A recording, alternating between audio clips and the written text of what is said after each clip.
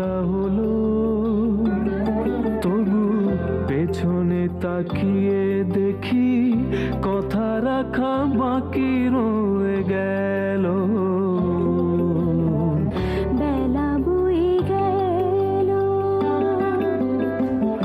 অনেকটা পথ হাঁটা হলো, তবু পেছনে তাকিয়ে দেখি কথা রাখা বাকি রয়ে গেল। বেলা বয়ে গেল।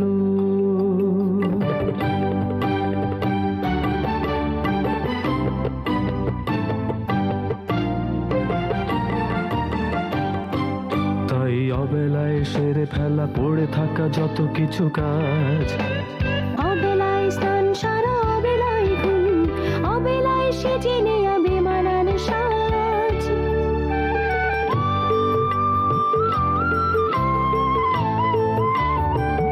বেলা বয়ে যায়, সময়ের নদী আজ পাড় ভাঙে পড়ে পড়ে, বেলা বেলার সেই চিরকালের গল্প শোনায়।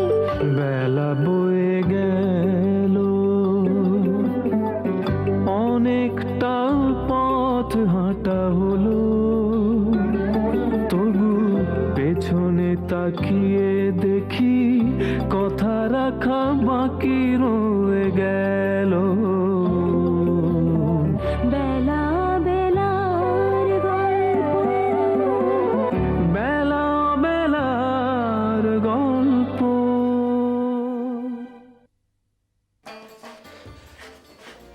তোমায় গান শোনাবো। আমি সারাদিন খেটে খুটে বাড়ি ফিরবো আর একজন পায়ের উপর পা দিয়ে শুয়ে থাকবে। হাউস, হ্যাঁ, সেক্টর 4। কি করে যাবো বলুন? আমার নিজের বাড়িতে আগুন লেগেছে। জি জি জি জি, নিজেরটা আগে নিভে নেই তারপর। আসলে ওরা হাজব্যান্ড ওয়াইফ ঝগড়াঝাটি করছিল, এরকম একটা কিছু হবে। আমাকে বারবার ফোন করে আসতে বলছিল, এসে দেখি এই অবস্থা। আর কখনো এরকম করবে না, যাও। আচ্ছা, এই অস্বাভাবিক আচরণ এটা কি এই মূলত পারিবারিক কলহ না অন্য কিছু? তোমার সাথে আমার কোনো সম্পর্ক নেই। তুমি আমাকে মিথ্যে বলেছো, তুমি আমাকে মিসগাইড করেছো। কিছুদিন আগে ও প্রেগনেন্ট। ও, হ্যাঁ বললাম তো, এটা পাগলা গারদ। জি পাঠিয়ে দি। জি পান্না, এক গ্লাস পানি দিয়ে যা। তুমি এসে গেছো? নাজমা কোথায়? ওকে দেখছি না। নাজমা বাড়িতে নেই, আর সেই জন্য আপনাকে ডেকে পাঠিয়েছি।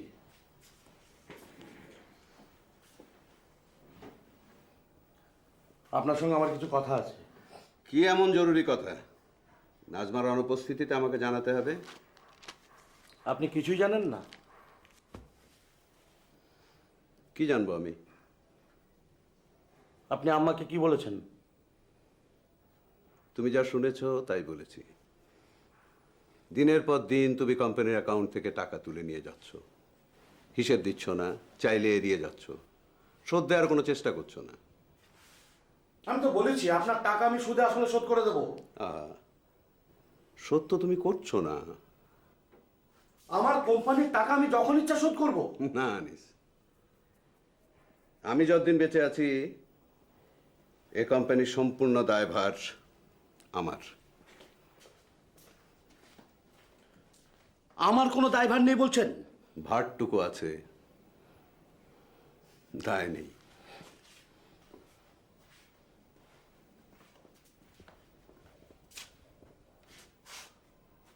আপনি একা কিন্তু কিছু করতে পারবেন না। আপনাকে আমরা পিছন থেকে অনেক সাহায্য করেছি। করেছো, এখন করছো না। এ কোম্পানি তোমার আব্বার স্বপ্ন আনিস, আর আমি সেই স্বপ্নের প্রহরী। উনার আর ভাবির দেয়ার দায়িত্ব তো আমি অস্বীকার করতে পারি না।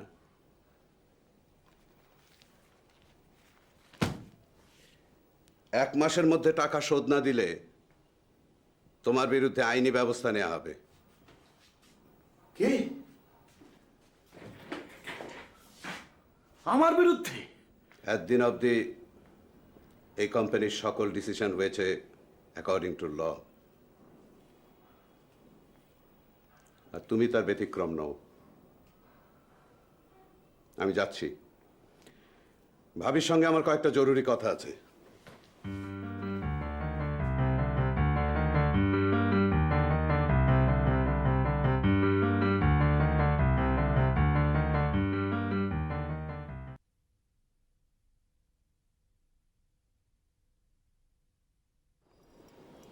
তুমি তো আমাকে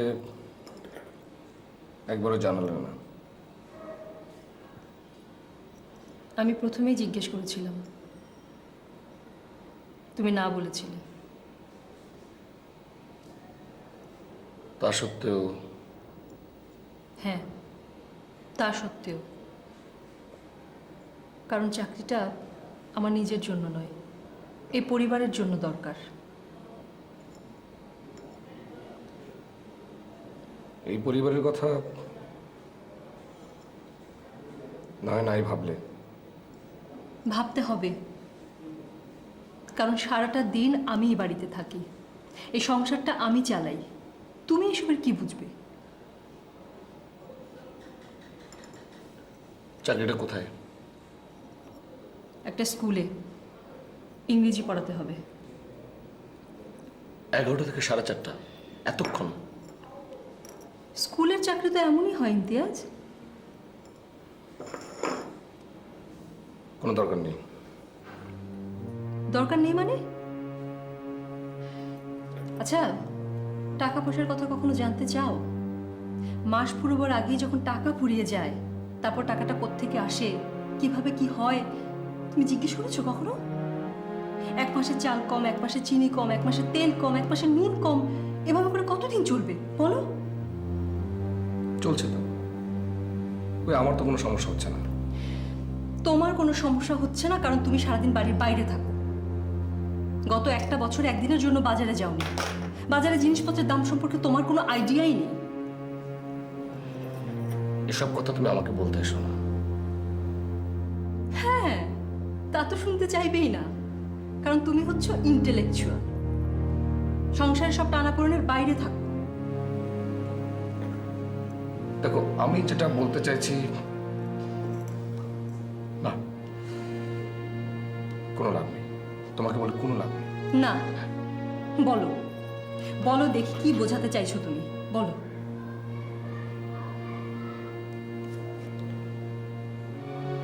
তুমি চাকরি করবে, তোমার পরিবারের লোক যখন শুনবে তখন কি তাদের ভালো লাগবে? তারা কি ভাববে? ও, তাদের ভাবনাটাই তাহলে তোমার মূল প্রবলেম। তাই এই কথাটা তো আগে বললেই পারতে, এত ভনিতা করার দরকার ছিল না। দেখো, তুমি চাকরি করছো না, it is fine. No, it is not final. কারণ আমি জানি যে এই সংসারে 2 দিন পরে খাওয়া দাওয়া বন্ধ হয়ে যাবে।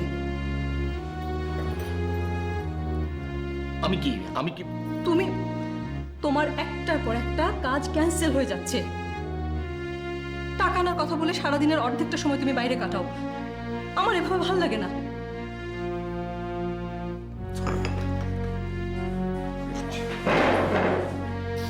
হ্যাঁ, এখন তো বেরোবেই। বেরোলেই তো তোমার সমস্যার সমাধান হয়ে যাবে। আশ্চর্য মানুষ, সমস্যার কোনো সমাধানই করতে চাইবে না, অথচ খালি সমস্যা বাড়িয়ে যাচ্ছে।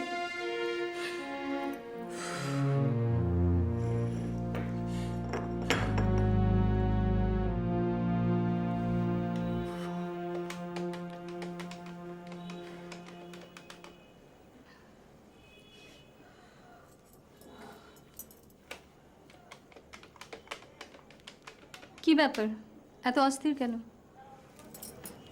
এই শেডটা দেখো, একেবারে আনকমন না? হ্যাঁ, এভাবে হ্যাঁ বললি কেন? এই কালারটা আগে দেখা ছিল না। আচ্ছা শোন, মার্কেটে গেলাম, দেখলাম যে গর্জের সব শিফন শাড়ি। আমি লোকটাকে বলে দিয়েছি আমাদের জন্য ভ্যারাইটিস কিছু রেখে দিতে। এই সিটিটা কি নতুন কিনলি? কি ব্যাপার?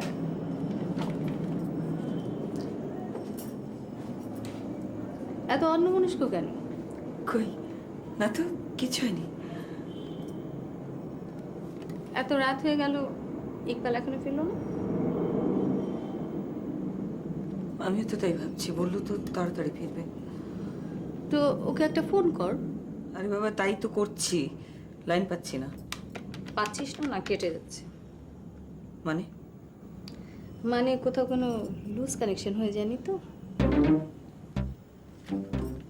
তোমার কথা আমি ঠিক মতো বুঝতে পারছি না, একটু বুঝিয়ে বলবে? মানে বাড়ির বউরা যদি দিনের পর দিন বাইরে থাকে, তাহলে তো স্বামীরা রাত করে বাড়ি ফিরবেই। আমার কাজের জায়গা নিয়ে বারবার তোমাদের এই খোঁটা মারাটা আমার একদম পছন্দ নয়। আমি তো তোমার কাজের জায়গা দিয়ে কোনো কথা বলিনি। আমি তো কাজ করবার জন্য বাইরে চাই, নাচতে তো চাই না। ইকবালও তাই। এ ব্যাপারে আমি আর একটা কথা তোমার সাথে বলতে চাই না। ঠিক আছে, পরে যখন বুঝবে তুমি ঠিক না আমি ঠিক, তখন কিন্তু আমার সাথে কোনো কথা বলতে এসো না।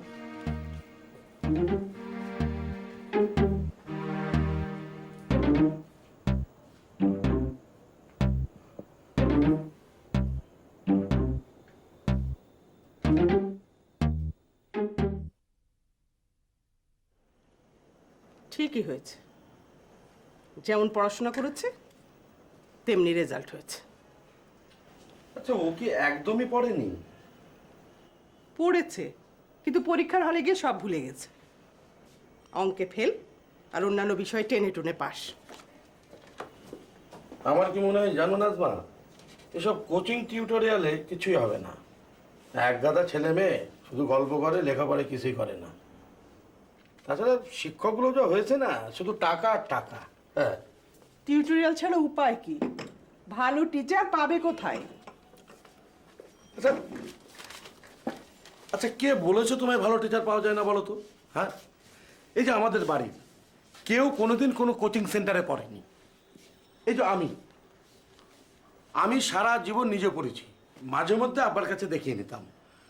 আর আমাদের স্কুলের একজন বয়স্ক টিচার ছিলেন, তার বাড়িতে গিয়ে মাঝে মধ্যে পড়তাম। বাহ, কি অসাধারণ মানুষ ছিলেন তিনি। তোমাদের সময় আর এ সময়, এখন ছেলে মেয়েদের প্রতিটা বিষয়ের জন্য আলাদা আলাদা টিচার লাগে। তাতে কয়জন ভালো রেজাল্ট করে? আরে শুধু টিচারের কাছে পড়লেই তো হলো না, নিজেকেও পড়তে হয়। টিচার তো আর গুলে খাইয়ে দেবে না। হ্যাঁ,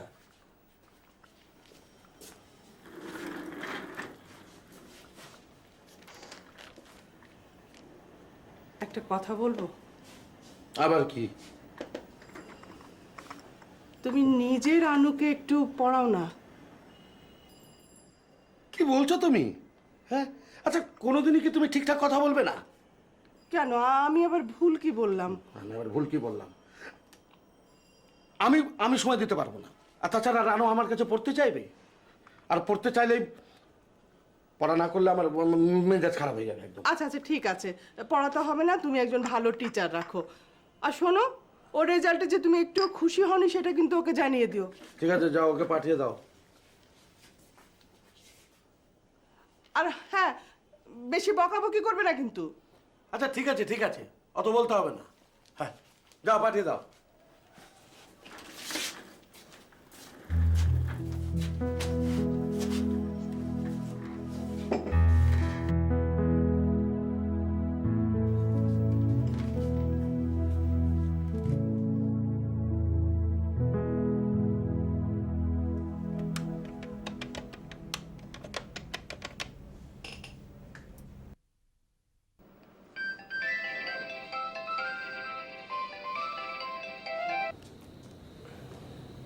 হ্যালো, হ্যালো, হ্যাঁ আমি। হ্যাঁ বলো। কোথায় তুমি? আমি আসলে তোমাকে এখনই ফোন করতে যাচ্ছিলাম। আমি একটা মিটিংয়ে আছি। এত রাতে মিটিং? কখন ফিরবে? মনে হয় না ফিরতে পারবো। একটা ইম্পর্টেন্ট ডিল, এখানেই থাকতে হবে। অফিসে থাকবে মানে রাতে? ইয়ে মানে তুমি খেয়ে নিও, হ্যাঁ? শোনো, ইম্পর্টেন্ট মিটিংতে আমি ঠিক মতো কথা বলতে পারছি না। কালকে সকালে দেখা হবে, ঠিক আছে? তুমি ঘুমিয়ে পড়ো। আচ্ছা, ওকে, বাই।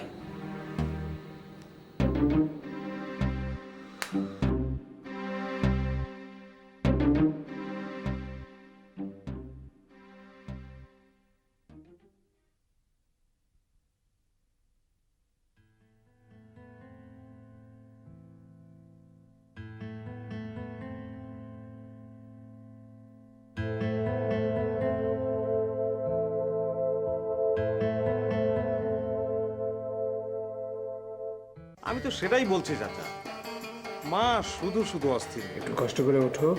আমি দেখলাম মাহুয়া রাস্তার মাঝখানে পড়ে আছে। তুমি এরকম একটা বাজে কাজ করছো, আবার জিজ্ঞেস করছো কেন? মা চাচা জান আসছেন। তোমার কাছ থেকে আমি এসব এক্সপেক্ট করিনি। ভাবি কি তাহলে আজকাল আমাকে ভরসা করছেন না? বসি আর তুমি বলো যে সারাদিন পড়া হয়নি, শুধু বক বক হয়েছে। এ মা, আমি এমন কথা বলি না। আমি আপনাকে অনেকবার অনুরোধ করেছি এই বিষয়ে কোনো কথা বলবেন না। এলে আসবে, দুদিন পরে তো জানতেই পারবে। ব্যাস, ঝামেলা শুরু করে দিলি তো। কিন্তু আমি তো জানি খারাপ স্বপ্ন বললে খারাপটা কেটে যায়। তোকে একটা অনুরোধ করব।